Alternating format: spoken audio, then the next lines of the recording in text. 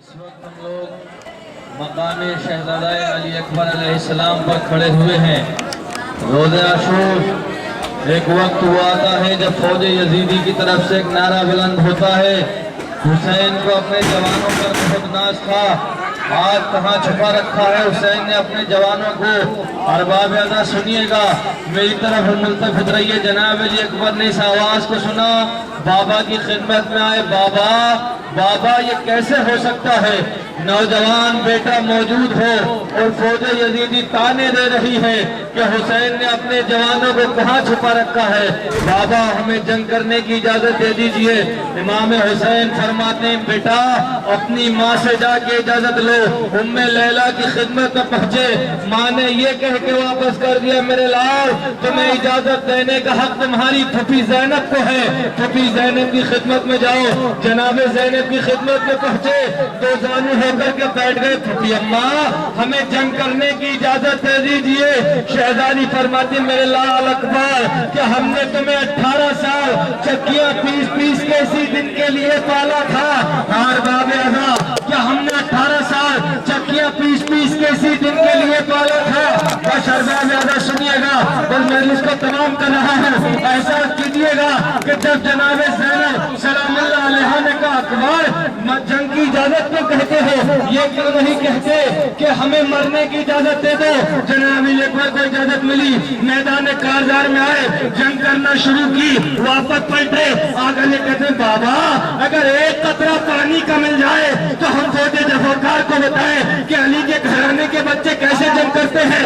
ارباب اعضاء نام کے پاس پانی تو نہ تھا، ایک مرتبہ اپنی زبان کو علی اکبر کے دہن میں رکھ دیا۔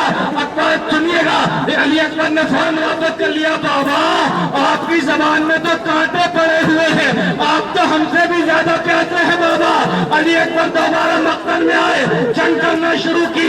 اللہ لعنت کرے حسین ابن لمائے پر ظالم نے تیر کا نشانہ لیا، ارے برچھی کی علی اکبر کے سینے میں لگی۔ علی اکبر گھوڑے سے زمین پر آئے، ایک مرتبہ بابا میرا آخری سلام قبول ہو۔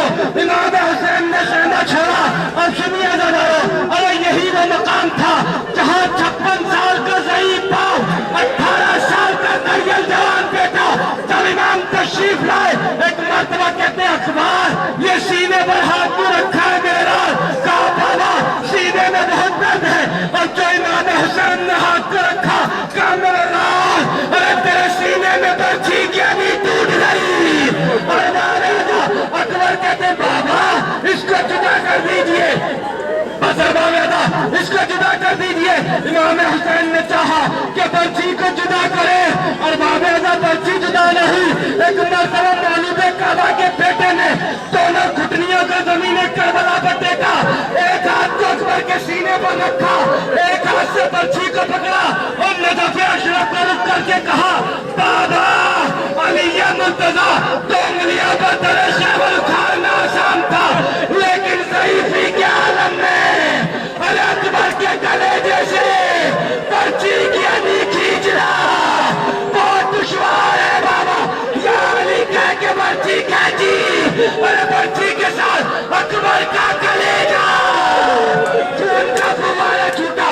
علیکم اللہ آخری روایت اور زحمت تمام، ادارے رونے میں بخل نہ کرنا، ادارے محرم ختم ہو رہا ہے، آج 8 محرم ہو گئی، ارے 2 دن کے بعد عاشور آ جائے گا۔ ارباب اعضاء سنیے گا، وہ محل آیا، امام نے کہا اکبر کیا کوئی آخری خواہش ہے؟ کہا بابا ہاں ایک خواہش ہے۔ سنے بھائی بہنوں کی محبت، بابا ایک خواہش ہے، جب مدینہ سے چلا تھا بہن سغرا سے وعدہ کر کے آیا تھا بہن ایک مرتبہ تجھے لینے ضرور آؤں گا۔ بابا آپ تو صاحب اعجاز ہیں، اگر ہو سکے بہن کا دیدار کرا دیجئے۔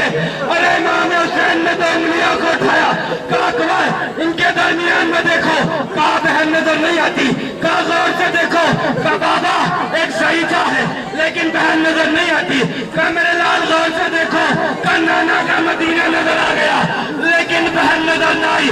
امام نے عجیب جملہ کہا میرے لال جس جگہ پہ سغرا کو چھوڑا تھا اس جگہ کو غور سے دیکھو، کہا بابا بہن اب بھی نظر نہ آئی لیکن ایک ضعیفہ ارے کمر جھکی ہوئی سغرا گریا بکا کر رہی ہے.